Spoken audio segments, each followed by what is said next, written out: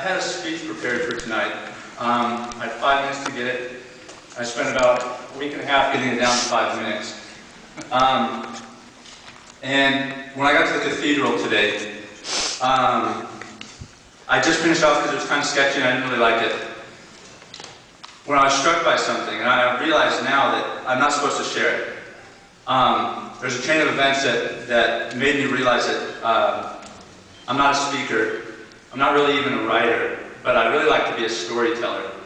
So tonight, hopefully, I won't be too over 5 minutes, but I'll share with you this story real quick. I just finished writing this, or finished completing this speech, and I was supposed to meet, because I had just spoken in the worship, you probably saw me on there. And I went into the chapel where all the other participants were getting ready to go, and I wasn't comfortable. I walked out, tried to find some time, and I hadn't eaten all day, and a lot of things were going on. And I was wondering, maybe I should just kind of speak from the heart and everything, and so I sat down in front of the, I'm not sure what it's called, the stand of candles. And as I was walking in, I saw some kind of fresco with Jesus standing there, and there's a soldier laying against the steps, and it's after he rose from the garden tomb. And I was struck by the soldier, because I've been dealing with just war pacifism for a long time, and how do I put myself, and what do I do with that? And I remembered something, and this is what I hope to share with you. The thermostat presentation, I don't know if they planned this, but that was basically my story. I'd been in the Army for 5 years at the time. I went to Iraq in 2004, stayed all that year and into 2005. I came back and decided that if I was really going to be a Christian, not a believer, but a follower, that I couldn't kill someone. And that was my job for 6 years.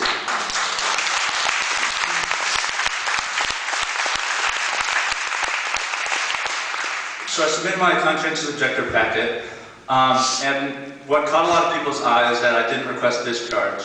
I got a few arguments from several people who agreed with me, but felt that I was supposed to get out. And I told them, after 5+ years in the military, I've seen the life that soldiers lead, back here in the States and in war. I joined before the USS Cole was bombed in Yemen, before the towers.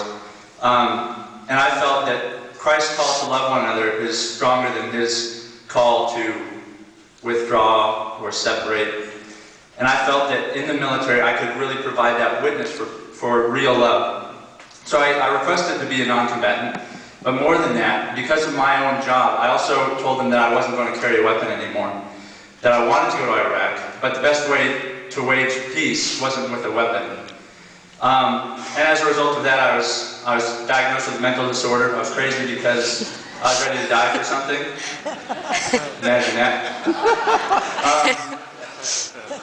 But I essentially, after a long list of things that I wish didn't happen, I wish I could have gone to Iraq, they reassigned me and told me that I was medically undeployable. That was crazy.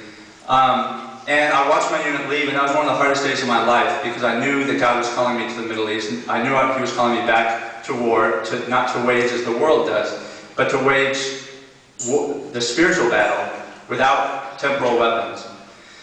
And I watched my unit leave, and I still had this real heart to get back to Iraq. And I'd known about CPT for some time, and I kind of threw in an application. And they weren't going to Iraq at that time, but Israel had just started bombing Lebanon, so I figured that would be a good place to go. So I submitted my application, and amidst a little bit of confusion from a couple of the organizers, getting a request from an active duty soldier, I finally got in, and by any account of mine, I think it was a miracle that I just got to go. But I got to Israel, and while I was in Hebron, in the south, I had a pretty interesting revelation. In Hebron, it's a pretty militarized city. It's one of the most occupied, or the most, you see the most IDF soldiers there. And the more I saw these soldiers, the more I felt really like, I felt contempt for them. I wanted to find every reason for them doing something wrong.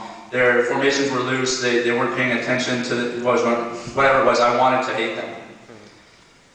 And someone asked me, after we walked through this one patrol and also saw quite a few Jewish settlers with weapons pushing baby carriages, which reminded me of some chants we did in the military, and yet here are these religious settlers that felt it necessary to carry a weapon in front of their child. I felt especially estranged as we walked through this military patrol and weapons were being pointed at us uncertainly. And I saw something in their soldiers' eyes I didn't recognize at first, but it was there. Like, I knew something was there. And we got back to the CPT apartment in Hebron, and I was talking with a couple of team members, and just kind of out of my mouth flew this phrase that I knew had already been said in my heart that I had totally rejected. It was almost as if it had to leave my mouth for me to hear it with my heart. I said, I see myself in them. And as soon as I said that, I realized that I haven't forgiven myself, that I haven't gotten the opportunity, or I haven't taken the opportunity to really feel forgiveness and to offer or ask for forgiveness. So I did a lot of crying that day. I wrote it down. There's a pretty interesting journal entry that I'll share with you at the end, or a way to read it. And I realized why God wanted me in Israel. I'm still trying to get back into the military. I'm in the inactive ready reserve. They're probably going to call me up at any moment to go redeploy with the surge that's going back. And I'll go in a minute. I would tell them the same thing though. Send me right now, as soon as quick. But you won't see a weapon in my hand. And I realized also, before I leave, I want to suggest 3 things, or ask 3 things. Because as I have shared this for months, they always ask for applicability. What do we do with this? What I realized is that soldiers aren't the enemy. Our political adversaries aren't the enemy.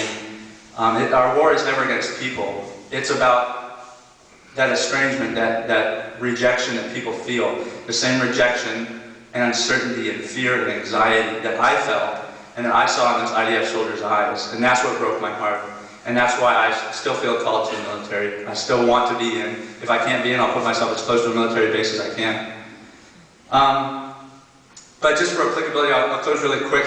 I'd also like to say if I have all my journal entries posted and all the documentation that I got from my CO packet. If you want to find me or my beautiful girlfriend, Tracy, I have a business cards, or whatever you want to call them. I call them coward cards.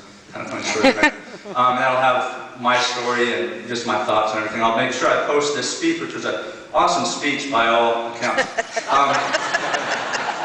That I really wish I could have read, but God was pretty clear. I'd like to ask 3 things. And the first is, if you don't know someone in the military, personally, someone who is in the military, reserves, National Guard, anything, Marines, if you know someone that is in Iraq or Afghanistan, Somalia, wherever we have troops right now, take the time and write them a letter, handwritten, not typed. Offer them some kind of gift, not monetarily, just something that's personal, something you think they need. Not necessarily a Bible. They have a lot of those out there. They just don't take the time to read them. But send them a letter and just remind them that you're not against them. You're not against the Iraqis. You're not even really against the government. But you are for human beings. And you want to offer your support, your emotional, spiritual, any kind of support you can to the human being that's there. And the second thing I'd like you to do is include another envelope inside that envelope and address it to an unnamed Iraqi and ask them to hand it to them with the exact same message.